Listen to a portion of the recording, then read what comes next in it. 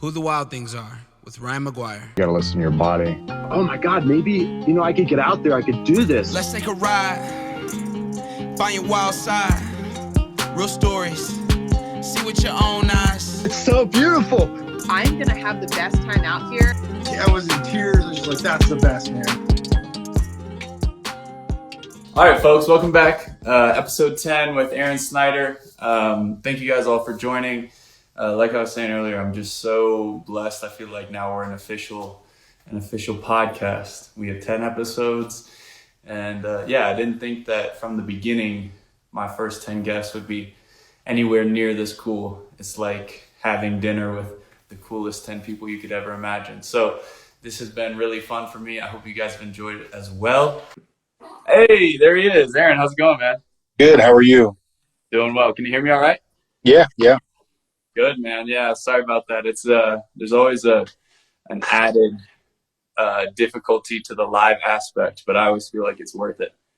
Yeah. No worries. Actually, I ran out to go grab my arrows, looked down at my my watch, and was like, "Oh shit, it's 6 o'clock." Oh man.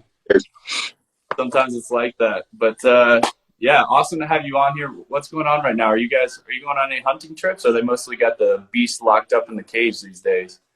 Yeah, I have had to adult a little bit more. I may go on a black bear hunt and a hog hunt, but really the fishing, we'll be doing a lot of backcountry fishing trips. I'm actually heading out Friday for a couple nights with Cody Covey to go alpine lake fishing, and then we're going to come back and hit a tournament on Sunday, I think. So nice. Yeah, it's hard to beat alpine lake fishing this time of year, man, especially in Colorado. That's a good gig. We hiked the one a week ago, but they killed all the fish last fall, so that one kind of sucked. Oh no! Was it like a planned killing where they was invasive or something? I don't know what the whole story was, but yeah, I think it was something like that, and they're going to plant native cutthroats back in there or something like that. Yeah, I've seen that more and more often. It feels like I saw that happen in Utah as well. They got rid of a bunch of like the brook trouts and stuff like that to kind of, I guess, fix the river systems. But yeah, so I'm kind of curious. We're probably going to get some crazy questions. I've got some unique followers. Right on. Just going to warn you now. Bring them on. We're ready. Oh, we've had quite a few people in this chat get pretty wild. So we're ready to handle whatever comes our way. Hopefully ISIS doesn't hop back on. I've had some weird crap happen the last couple of times. Like BLM and ISIS hopped on a couple of times. Don't ask me why, but it was weird. Right on. Well, we welcome everybody. Come on in. So to give people background, maybe for someone that's not an average bow hunter or shooter, I think what stands out about you is kind of this whole mentality that you were going to use a stick bow, and that's really what caught my eye initially, because a lot of the guys who are doing deep backcountry hunting, at least today, most of them are using compounds, or at least a large population of them are using compounds. What's the difference between the stick bow or the traditional bow versus the compound, and why did you choose that route?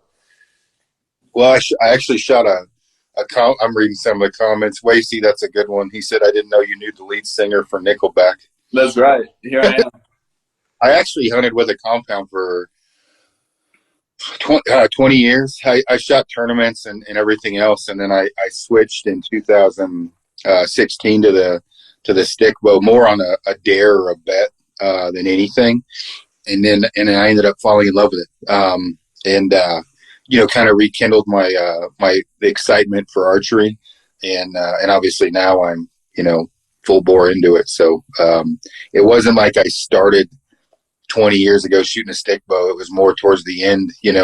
I was 40, I guess, when I started shooting one. So wow, so you didn't shoot a traditional bow till you were 40? Yeah, 40. I'm reading some of the comments. Dude, I'm seeing them. They're pretty funny. Yeah, I didn't start. I don't know that I'd probably shot more than 5 arrows out of a recurve until I was, 2016. It's 2021. So, yeah, 39, 40. So how many years have you been shooting the traditional bow? Since 2016. Damn. Yeah. Not bad, man. Not bad. Seems like you've been adjusting all right. Yeah, I've been lucky. I get to hunt a lot. That helps, you know. So, and I've kind of constructed my life around hunting. So, I have a lot of time off. What's the background? I mean, were you destined to do this? It seems like, you know, I wish I would have started earlier for sure. You know, with the stick, I like it that much. I like it. You know, it's fun again for me. So I don't know if I was destined to shoot one, but I certainly like shooting one. But you grew up with were you rifle hunting or compound hunting? I rifle hunted a little when I was like, you know, 13, 14, 15. And then I hunted with a compound forever, basically. I've shot a couple animals. I shot a moose and a grizzly with a gun and a wolf, but pretty much everything's been bow other than that. So right on. Yeah, man, it's a cool story. I feel like a lot of people, when they get comfortable with something like a compound that works, you know, so it works almost effortlessly once you get a lot of reps in and you get so proficient with it, to like take a huge step back is, you know, it's a big deal. But yeah, I mean, it takes a lot more effort to be like consistent or accurate with the recurve, so that keeps me busy. And I've got a range at the house, so you know, I can shoot right out my garage door, so that's super handy. Yeah, I saw you have like 30 or some animals back there. Yeah, I think I've got 40 plus 3D targets, and then a bunch of matrix targets and Reinhardts and everything else. These guys are good. I like these guys. We need to drink a beer with them. Most of them are alcoholics. Lucas. I can't say I'm surprised by that, man. I try to warn people ahead of time that, like, we hang out with a rough crowd, and I don't think, like, there's a kid that's going to come out and shoot for the best of the best tournament. He's like 19. He's one of the best archers in the world, and I'm trying to hopefully have enough time ahead to prep him for the shit talking he's walking into, because right. For a 19-year-old Christian kid, I don't think he's prepped for what he's going to hear in the course of 20 targets. So yeah, it's one thing to shoot a bow when you're just sitting there. It's another thing when you got somebody in your ear. Yeah. I liked what you said when you were saying that it's good to bet on archery, because it'll make you more serious. It'll make you better. Unless you're Luke, because then you lose all your money. That's true. Then you can't pay your mortgage. Exactly. No, I think there's something to that, though. Like when you have pride behind what you're doing, you end up focusing a little more. It's true. Gambling puts a whole new level on things. So what about the background? You were born kind of in a more rural area, I'm assuming, judging by your crowd. And my hometown was 200 people. I was from kind of middle of nowhere in Oregon. I joined the Army when I was 17, and I was in for 7 years, I guess, something like that, 8 years. And then I got out of the Army and kind of farted around. I didn't really know what I was going to do. I traveled around a little bit around the world, and then I started working commercial high-rises, doing glass and aluminum iron working. And then I took a lot of time off doing that. I lived in like a little crappy one-bedroom apartment, and I didn't have any furniture because I saved all my money because I was a single father and child support and everything else. So I took a lot of unpaid time off to be able to hunt. And actually, one of the times I owed a large amount of money in taxes when the 08, 09 time frame, when like the Depression hit, I claimed 9 for a couple weeks to be able to afford to like pay my bills on my taxes so they don't take any money out. Well, I got really accustomed to making that money for a couple weeks. So I think for 4 months I claimed 9, and I ended up owing like 12 grand in taxes or something. One of the dumber things I did in my younger days, but I would take unpaid time off for 2 or 3 months to be able to go hunt. And then I think in 2012 I had pretty much decided one way or another I was going to find a way to work in the outdoor industry. I didn't really know how or what or why. And I actually ripped my bicep off. Weird story, but I didn't quit that day. I went through rehab or whatever, and then the day I got released to go back to work, I quit. And I just wrote outdoor articles and guided some, did whatever I could, and started working more and more with Kifaru. And then now, obviously, I own Kifaru, so it's worked out. How did you get to that name, Kifaru, or was that something you came up with? Oh no! So Kifaru International was founded by Patrick Smith. He started Mountain Smith, the backpack company, and then he started Kifaru International. Kifaru means rhino in Swahili, like rhino tough gear is the idea behind it. Right on. That's a cool story. So you started guiding for them and working up in the company, and then you ended up purchasing it? No, I guided for a bunch of other people. I just did whatever I could to survive for a while, and then Kifaru was having me help out with designs and things like that. And then they kind of hired me on a subcontractor basis, hired me full time, and then they made me the president. And then that was in 2014. And then my business partners and I, we bought it in 2020. Awesome, man. That's a cool story. So you're a caveman, but you also have some skills and experience working up through the company, huh? Yeah, a little bit of everything for sure.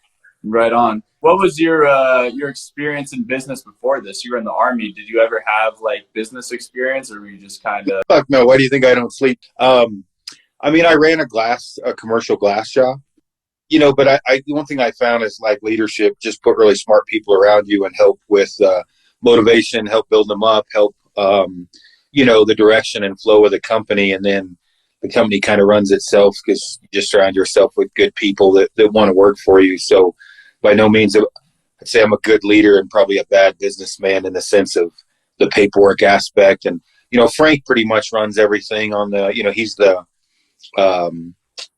he's the kind of the meat and potatoes of the inner workings of Kifaru. I have a lot of really good people around me that make it flow. I just help with kind of the direction of travel, a company, some of the new designs and partnerships, things like that. And I figure it kind of sets you guys apart because one of the guys calling shots is a guy that spends an epic amount of nights out in the bush, Yeah. I don't think, how many other presidents or CEOs are out there spending? How many nights are you spending in the woods, you think, a year? Oh, 150 to 200 probably. Last year was a little different because of COVID, but a pretty good amount. Yeah, I don't think that's common throughout the outdoor industry. No. So one thing I'm curious, you're kind of you're a stout guy, kind of built like a brick shit house. What's your approach to the backcountry, conditioning? Are you out like conditioning every day, getting ready for the fall, or?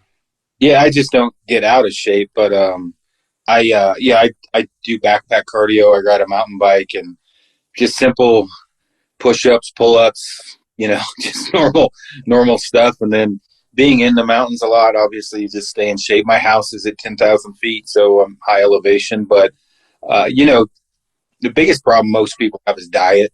Yeah.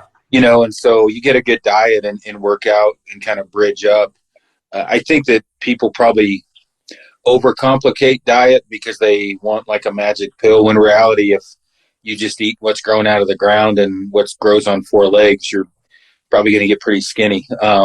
If the humans make that's bad, which I have a hard time. I'm a fat kid at heart. I love eating, but you get a good diet, and then I try to walk 3 to 4 miles a day or mountain bike 4 or 5 and hit the gym in the morning. Just normal air squats, nothing extraordinary. It used to be, I used to do all kinds of crazy shit in the gym, and now I'm just back to the basics. So, right on. So, in that diet, how important is the Copenhagen? It's extremely important. It's funny. It's one of the number one reasons I haven't gone on alone yet, because I've been interviewed for it, but I'd have to quit chewing. I'm not sure I'm capable of making that happen. Oh man, they passed up on you because of the habit, huh? No, they didn't pass up on me. I passed up on it. Right.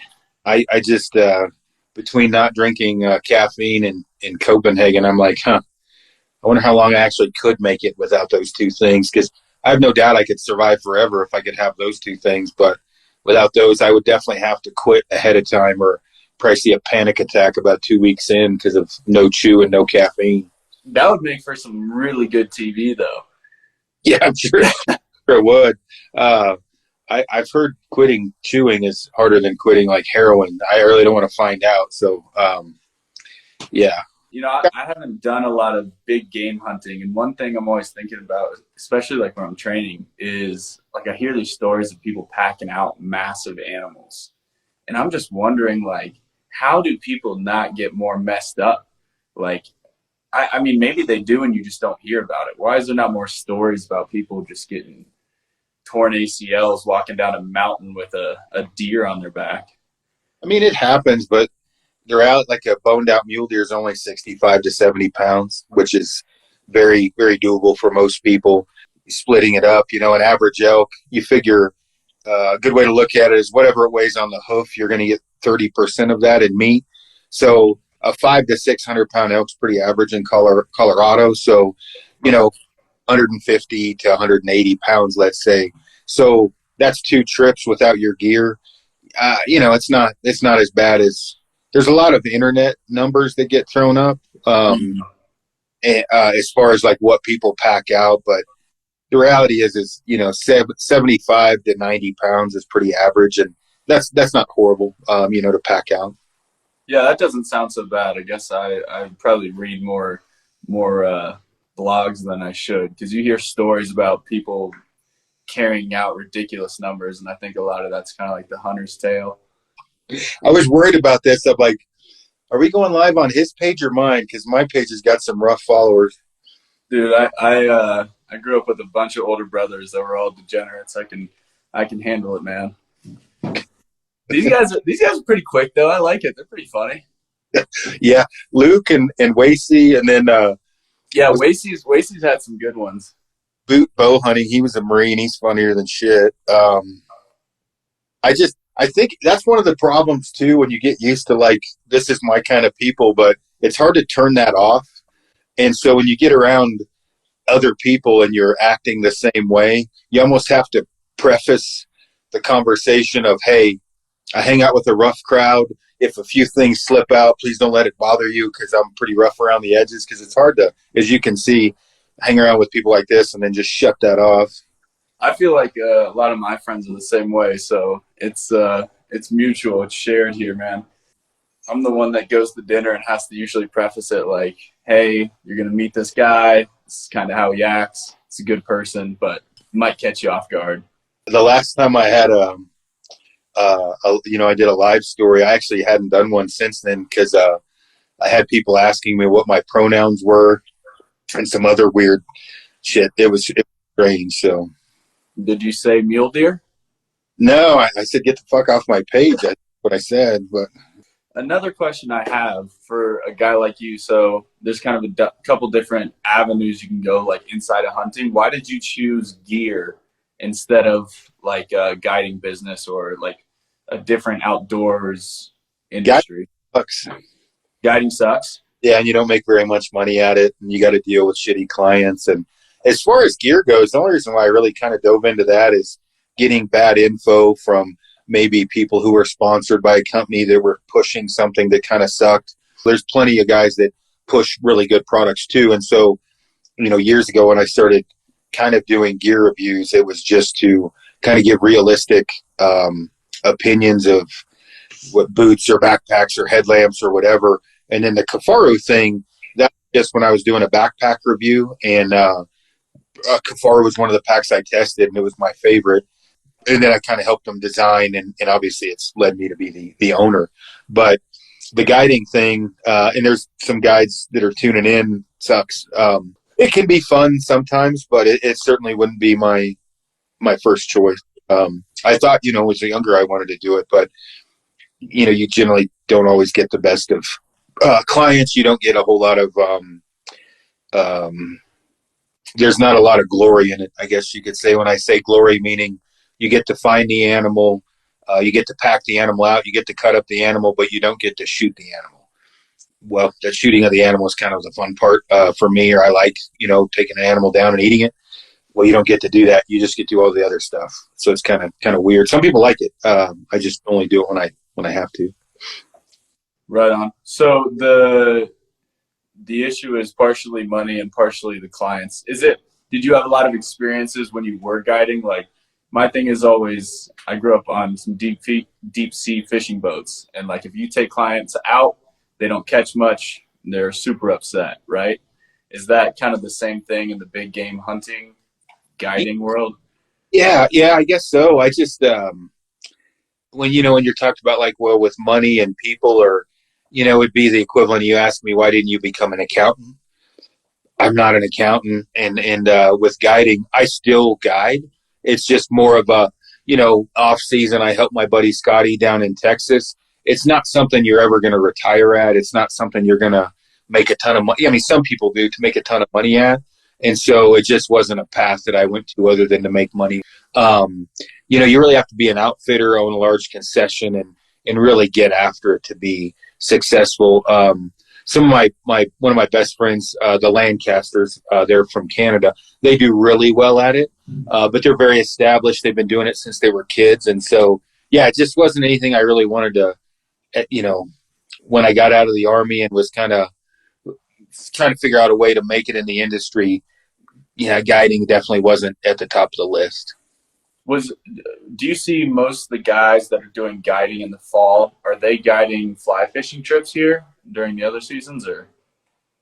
Man, some of them guide in Mexico, like me in January, February, March. I guide in Texas. Some guys do that for Aoudad or like invasive species. Some do fly fish. A lot of them just get a normal job, and then whether it's carpentry or whatever they're doing, and then guide when that season kicks off. Yeah, we tracked some Aoudad. We were in the Chihuahua in Texas. Mm-hmm. Those things are pretty cool, man. There's some people up glassing them too, but I was out there teaching primitive skills, and my dog saw one up on a ridge, probably 300-400 feet above us. Yeah, and she just took off. We lost the dogs for like an hour. Those things are sweet though. They're almost like a deer and a goat somewhere in between. That was my first time seeing them, so I was kind of blown away. Yeah. But I've heard they're invasive though. There's no season on them, right? You can take them year round. Yeah. And they taste all right, or? Not really. No, make them into burger. Yeah. You gotta kind of mix them up with something. Yeah, breakfast sausage or whatever. So. These days, what's your favorite? Is it still like elk steak and? Yeah, bison and moose is definitely probably my favorite, and then those whitetails I shoot in Oklahoma and Texas are up there as well. Yeah, I grew up eating some whitetail, and I always remember that being like one of my favorite things was just good venison steak. Yeah. It's all about how you prepare it, though, because I hear a lot of people complain about it, and I'm not really sure what that comes from. Seems to me like it's pretty grade A meat. Yeah, definitely the meat care is a big part of it, and how you prepare it. I don't eat beef, but maybe once every year or two. So I probably eat 350, 400 pounds a year of wild game at a minimum. That's all I eat every night. So beef actually tastes funny to me just because I eat so much wild game. Yeah, and that's kind of my hope is to get to that point, because I see all the factory farming videos about this stuff, and I'm like, I'd rather get away and try and get to the point where I'm eating only wild game. I think Wes nailed it. He said they taste like fetus or placenta. So apparently placenta is super beneficial, super healthy. So shit. Yeah, Wes it's Wes's dad that I guide for, and then Wes guides for him as well, for Aoudad and whatever, mule deer and everything else. So Wes, are you staying out of trouble? It seems like these guys are having a good time. Yeah, I'm sure they are. What's the story of your longest pack out? What's the farthest you've been in with a big animal that you got to get out? Farthest is probably not that big of a deal because it was a deer and it wasn't that heavy. It was probably 12 miles, but probably the worst pack out was definitely the worst was an elk, and it was with a dude that was in fairly good shape, and we did half the elk each and all of our gear. So we weighed the pack, and mine was 178 pounds, and I think his was 181. It was downhill the whole way, but it was that 6.5, 7 mile mark. That was probably the toughest, pack out I did, and probably took some life off me. I've had bad ones that were shorter because of the climb out, 1,000, 2,000 foot climb out of a valley to get up to the truck. But that elk was one of the worst, if not the worst, as far as total distance and weight. If it wasn't all downhill, we wouldn't have been able to do it. So. Yeah, it's a big difference when it's downhill versus uphill, right? It's like world of a difference, because I know trail running, if your last 6 miles are downhill, it feels pretty doable. If they're uphill, it feels like you're pretty much done. Yeah. Well, and you get used to it. You need a can to spit in? You need this? No, I'm good. Wes has strapped, entire sheep to his pack and packed him out without a problem. And he's, I don't know what Wes probably 190 pounds. You get used to it. You're raised doing it. You've done it your whole life. And where maybe running 100 miles would be crazy to someone like me or these guys chiming in, packing out 120 pounds for 2 or 3 miles is, something you do at the blink of an eye, not that big of a deal. It's just what you get used to. Right on. Yeah, kind of where you come from for sure. So now what's the game plan for the fall? Are you guys gonna be doing a bunch of elk hunts, or what's the? So we've got if I draw Nevada mule deer, Alaska caribou, Colorado mule deer, hopefully Colorado elk, Alaska mountain goat, possibly a brown bear hunt, Colorado antelope, South Dakota. You know what? It's a ton of shit, man. I can't even remember everything. It's a lot of different hunts. So how much are you spending on permits for all that, roughly? Not very much. I think probably if I can get a landowner elk tag in Colorado, it's not to hunt private land, but it gets you in the unit to hunt public land. That might be like $1,500 or something. Everything else is like the goat tag in Alaska. In fact, I got to go look. It's $350, I think, something like that. Same thing. So it's not horrible for the tags. The landowner tag would be the most expensive if I can find one. So, but if you're coming out with an animal out of each hunt, you're probably doing all right from a money perspective. Yeah, and I mean it's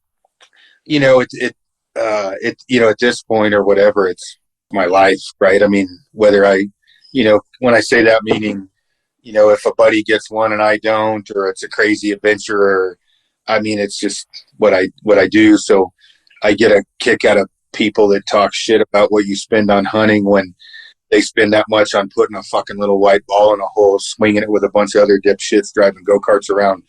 I mean, it's all what you're into, right? And so I get to take meat home most of the time. And, golf is a much more expensive sport probably, and you're not taking anything home when you golf. Or, and I could bring up a ton of other, different hobbies or whatever. So, with hunting, obviously you have that benefit of bringing the meat home, but it's also just what I've always done. So. Right on. Yeah, that's a good point. That's I've never heard it phrased like that, comparing golf and all the money you spend on those types of sports. I like the sports that are cheap, and I like the sports where there's no gear.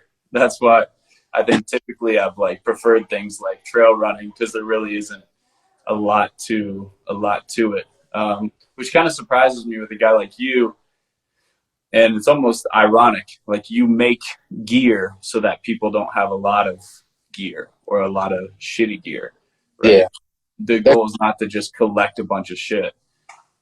Yeah, that's the idea. I talk about it all the time. When I was poor, I just had one set of pants and one shirt and one fleece, where now I test gear, so I get it for free. And so, my friends give me crap because no matter when they come over, I'm always giving them stuff. Well, I need to get the shit out of my house because I only have so much room. So once I test something and, I have my favorites or whatever, I give it to my buddies, generally like a Cody Covey, I think he said, and my buddy Scotty, I'm their sponsor, and Jake Downs, just because I give them, my extra stuff. Well, the thing that I think people get wrapped up on is that and the internet especially is you have to match, you have to have the best shit, you have to have a brand new bow every year. I'm probably part of that problem from face value, but in reality, I mean, you don't really need that nice. So, you need good boots, you need a good pack, and you need a good trusty weapon.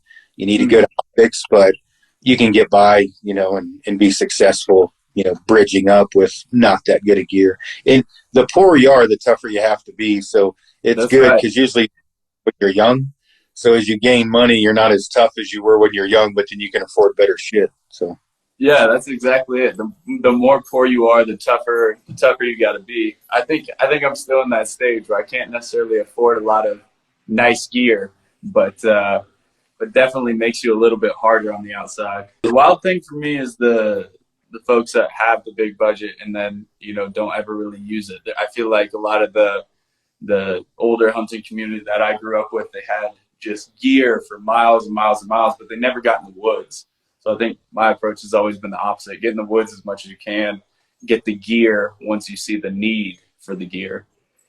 Yeah, you definitely want to bridge up your field craft and, your knowing animal behavior and your gear at the same time. A lot of people because it can be bought, buy better gear maybe and then don't have the skill set behind it. And then other people have so much money because of their job, but then they can't spend any time in the field because of the job. So they have all this money, but they can't go do anything.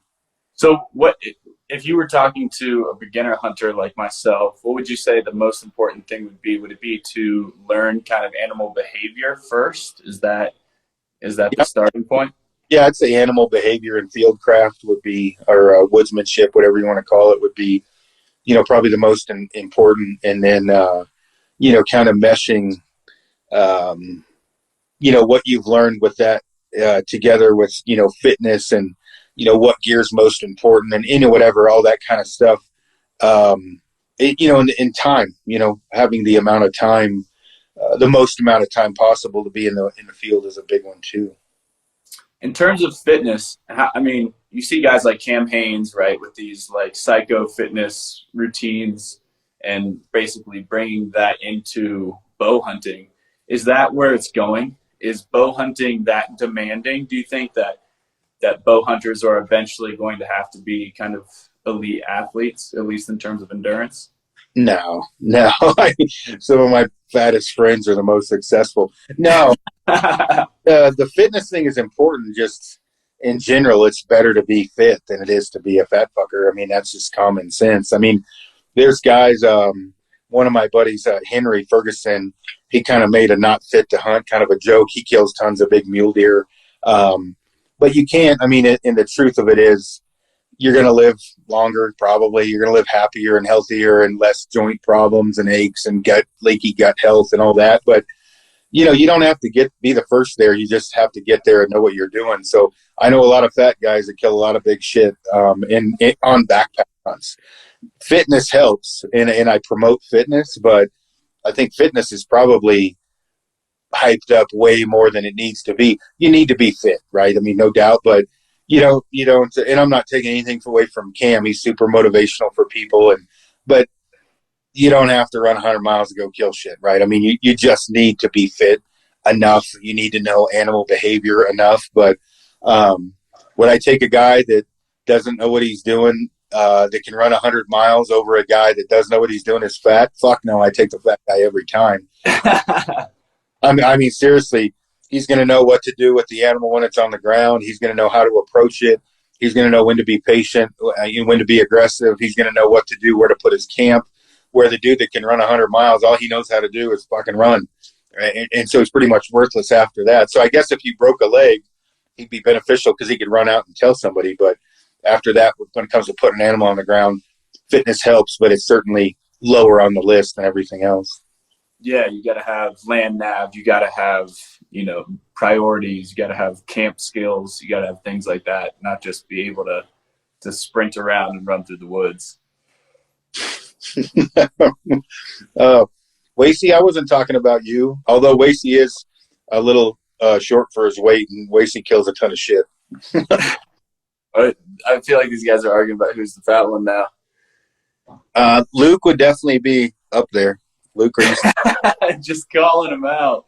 Nobody is safe on this. Have you ever had that situation that you were just saying where someone's busted up, maybe your GPS or you don't have a sat phone and you got to figure out how to get them out? Yeah, I mean, not life or death, though. I mean, there's a big difference. I mean, the body's pretty resilient. I'm not saying people don't get injured in the woods. It's a crisis, because they do, but generally just being, maybe weak, or they have altitude sickness. They just need to drop altitude. Heat exhaustion's one, and dehydration. But the reality is, if you're pretty smart about things, you're not going to put yourself in a too bad of a situation. And in the reality, they don't want to probably depend on search and rescue too much. Their spin up time can take a while. Volunteer, nothing wrong with volunteer, search and rescue teams, but you're better off to have your buddy know what the fuck he's doing than anything, because he's the one that's probably going to get you out. I like that motto. I've gotten criticized a couple times on here because I'm a no GPS guy, and I feel like people will hate the idea of using land nav or big macro and micro markers to figure out where they are. It's like now they act like, because we have TVs, that you have to have a sat phone and GPS and all this technology on you, or you're gonna get killed by a mountain lion. I just don't really see that to be the case. I think if you've got this woodsy kind of skills and the mentality and you've practiced it, I think ultimately that's a safer approach. Yeah, no, I think there's a happy medium, which is kind of what I, preach. Like I manually land nav. I don't. When I say that, I'll turn the watch on and get an 8-digit grid occasionally, but I use the map. But having said that, I think it's probably not a bad idea to have an inReach or a Zoleo or something. I have to, just to communicate, because of work. I run the business from the backcountry, as much as I can. But I think it's good to be very well versed in land navigation. And of course, I'm a hypocrite because I'm not that versed when it comes to. I can get by on first aid, but the reality is, if you hit an artery, if I don't have a search and rescue beacon, you're gonna fucking die. Like, there's no way around it. I can't. I don't have hemostats to clamp off. At the very least, you're gonna lose a leg, because I'm gonna have to put a tourniquet on you. And if I put a tourniquet on you, I don't know that I could pack you out if you hit an artery. And so that type of thing is definitely a little bit more serious. With what you're saying, I agree with having the wherewithal to know how to fix yourself and keep yourself out of danger and navigate is extremely important. And it's overlooked. I mean, a lot of people just hit the easy button. I think there's a happy medium in there. There absolutely is. For me, I always start looking into the beacons and the satellite phones, and then I get kind of disassociated with them because of the cost. For me, I haven't found anything that's legitimately in my price range. Yeah. Well, and I mean, like a Garmin 701 is what I use. It's like $120. It's the most simple GPS. I've tested very high-end $650, $700 ones, but all I need is an 8-digit grid coordinate or a 10-digit grid, because I plot it out on the map and I'm good to go. And that's the way I've done it for a long time. And that's one of the cheapest GPSs you can buy. Like I said, I think you can buy the 601 for like $80. Okay. I'll check that out. That's the best way to do it, because the reality is, if I do get lost, or when I say lost, not 100% certain where I'm at, I just turn it on, get my 10-digit grid, plot it out. I know how to get back to my camp at that point. And that makes life easy. And I'm not, walking around the entire time like people do, looking at a GPS. I don't do that shit. And that's a pet peeve of mine. So, yeah, just get your coordinates, shoot a bearing, find your markers around you, and kind of alleviate all that staring at your watch for however many hours. Yeah, or GPS. I tell you, these guys talking about the inReach Mini. I tell you what, for my testing so far, the Zoleo is kicking the shit out of the inReach. It's a new communication device that links to your phone. It's $150. They have discount codes, and you can do monthly unlimited is $50, but you don't have to. I use unlimited because I'm communicating with my office, but that's probably the best device. Not probably, it's definitely by far the best device for the money you can find. And it's just a safety thing. Like, for example, if you're in the woods all the time, you probably want to engage it and pay the $10 a month to where you can at least send a message or two out in a SOS if you need to. Right. It's just cheaper. It's more streamlined, and it has exactly what you need, and it doesn't have what you don't need. And nothing wrong with the InReach Mini, but that InReach Mini is $350. It's like this big. That Zolio's $150, so it's quite a bit cheaper. You said it's Zolio, is Zolio? Zoleo. Zoleo. Okay, I'm gonna check that out. And that's one that works through your phone or through? Yeah, yep. You link it to your phone through Bluetooth, Bluetooth, and then it just sends the text out through that. It's like a hotspot. The one thing that people have to take into consideration, like I had, I still have it, a Garmin InReach Explorer, which is a larger device, and it has a mapping unit, and it has a bunch of crap on it I don't need because everybody has either base map or Onyx or a map. Like I have an actual map. I hate looking at a map on a phone. I just need that thing to save my life if I cut an artery, and then I need to communicate with my wife and my friends and my business. I really don't need the software in there, the mapping stuff, for the simple fact of I've got base map on my phone, but I also always have a hard copy map. So, right on. Yeah, that's the key, having that hard copy topographic map on you just in case everything else fails you. That one never will. This guy asked where I get my paper maps. So I personally have gotten used to using the Nat Geo maps. You can get them online at REI. They're waterproof. You can write on them with erasable markers, which is great. So I use the Nat Geo maps for everything. Yeah, I like the laminated ones that you can use the erasable markers. Those are clutch. When you get bored and you're in a snowfield, you can sit on it and you can haul ass down the snow too. That's it, man. Just take a little sled. Yeah. What about the whole wife situation? Does she roll to the backcountry with you guys, or is she just cool with you spending a lot of days out? She both. She does a lot of backcountry fishing trips with us. She hunts with me, for turkey and whitetail, a lot of spot and stock mule deer. The really, really tough ones I haven't brought her on yet. I think this year, if I can get her a tag, we're going to do probably a backpack elk hunt. But she's super independent, a rock star. She doesn't mind me, going. And when I can take her, I take her. Right on, man. That's a good balance right there. You got yourself a good one. Yeah. It only took 4. So this is the 4th, huh? Yeah. That's the lucky number, right? Hopefully. It seems like you got a good pick. And what about kids? Do you have kids or? I've got a daughter. She just turned 20. I'm actually I'm a grandpa now. Just had a kid. Is she a hunter too? Is it in the family or?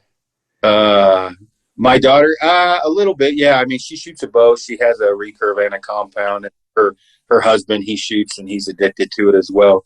I just got a text message from Mackenzie. She's my production manager. So hi, Mackenzie. Thank you for the message. How's it going, Mackenzie? That's cool though, that it's a whole family affair. Like when you have a vocation or something you're passionate about, and it's not just dad doing it. Everyone's kind of sharing in on that. Well, my daughter didn't really have a choice, although she ended up liking it because I was a single father, so I just drug her ass everywhere. She backpacked with me at a very young age. We backpack in, and I took her shed hunting and fishing, and I just took her everywhere with me. So there you go. Just bring her right into the mix. That's how to do it, man. Yeah. What's next? Is there any new news with Kifaru podcast? We haven't talked about the pod at all. Are you guys just keeping on with that? Yeah. I mean, it's a lot. It's a pain. It's big. Quite a bit bigger than I thought it would get. I think we're 20 million downloads or something. I think we're at 7 million on Podbean alone. When we don't market it and we don't take sponsors, so it does really well. I'm supposed to have Trump Jr. on tomorrow. He's pretty busy though, but he's been pretty cool working around his schedule to be able to hop on with us. And then, we're just crushing it at Kifaru. I got McKinsey's one of them. A great crew around me. We're shipping, in less than a week for almost everything. We I think at one time we were 12 to 16 weeks out. So we're getting everything out the door super fast. I am pissing away all of our profit on growth, which it's kind of odd for me because we're like super profitable, but then I'm spending it all on growth. So it's kind of weird, but yeah, it's super chill now. And we have a really strong team and I really enjoy it. And I look at all of them like my family, which is good. And hopefully they look back at it the same way. Cause I do truly look at them like family. So yeah, that's awesome, man. So are those kind of together, the pod and Kifaru International, do those run together? Yep. Yeah. The podcast is KifaruCast. It's in the office. And we don't really talk about Kifaru on the podcast. We talk about all kinds of crap. We occasionally bring up Kifaru products, but we don't want to turn it into a sales pitch. So we, the product speaks for itself. And when people have questions, we'll answer them. But we talk about everything from, custom orthotics to physical fitness to, how to tune a bow. I mean, we cover as much as we possibly can. Yeah, I just started really diving into the pod, and I feel like it's super knowledge dense. Like a lot of podcasts, you're sitting there for whatever information. I feel like Kifaru, you guys have really done a good job at funneling in the good information and the guests that have a story to tell. It's been one of my favorites for sure. Yeah, we try. I mean, I was on a different podcast for a while, and that went really well in the beginning, and then it kind of went to crap at the end. And so I knew the direction I wanted KifaruCast to go. And Frank, he's my partner in crime on there. Basically just get on there and be who you are and not lie and not fake it. Like if I'm good at something or Frank is, we're like, yep, and we'll tell what we know about it. And if it's not something I'm good at, I'm like, yeah, I don't know, man. Don't ask me, ask somebody else, and we'll get someone on the podcast that is good at that long range shooting. That's not my thing. Whitetail hunting, I killed a bunch of whitetails, but there's far better people that talk about whitetail hunting than me. So we try to get professionals on their fitness. We get like Matt Chan and many other very fit and knowledgeable people on dieting on there when we can. So. Right on, man. That's awesome. Yeah, it's been cool. This guy just said, what about the move to Wyoming? Is he letting something out of the bag there? Or? No, we've been open about it. We're going to move the business. We think, I mean, that's basically for sure, but nothing's ever for sure till we're there, to Wyoming in 9 months to a year. More of our type of people. Colorado's becoming like a California in the center of the lower 48. So it's good. It's smaller community, better hunting, no sales tax, no state tax, bigger building, and a lot cheaper. The building that we're getting up there would probably cost us $7 or $8 million here. But yeah, it's exciting. We're looking forward to it. Right on, man. I didn't even know about that. That's beautiful country. I think I mentioned it to you, but I've been living as a nomad and spent a lot of time up in Wyoming. And if you haven't been there, man, it is one of those places that is absolutely a hidden gem. Yeah, for sure. I was there. I just got back last night. I was up there meeting with general contractors for the tenant improvement and some of the business councils. So. Right on. Did you spend a lot of time there growing up? Because you were kind of in that area, right? Or you were Oregon? Oregon originally. I haven't spent a ton of time in Wyoming, enough to know that I liked it. You can't hunt in the wilderness unless you're a resident in Wyoming, which is weird. So I'm looking forward to that, to be able to have a little bit more freedom, hunting in Wyoming as far as that goes. So you can only hunt private land if you're in Wyoming, if you aren't a resident? If you're not a resident, you can hunt, but not in the wilderness. Gotcha. When you say not in the wilderness, we break that down. Does that mean only in private land? No, national forest you can, but any wilderness area, non-motorized vehicle area, you can't hunt without a guide, or you can hunt as a resident. But as a non-resident, you just can't walk in there and hunt. Only national forest. Right on. So that probably keeps your guys' population or the hunting population a little bit lower. I sure hope so, because it's definitely not like that here. Yeah, it seems like there's definitely a boom going on in Colorado. the areas I've been in have been going crazy. Wyoming 37 says actually Wyoming really sucks and the wind always blows. Tell all your friends. There you go. So don't go to Wyoming. No one go to Wyoming. Place blows. It's terrible. Well, Aron, this has been super fun, and it's been awesome to meet you. I feel like I definitely learned a lot from you, and I hope to continue to do so. If you are ever in Colorado, let me know. We'll go out and shoot the bows. But yeah, I just want to say thank you for coming on, and you're definitely wild, my friend. Oh yeah, no problem. I appreciate it. Thanks for inviting me on. Take it easy. All right, later, man. Yeah.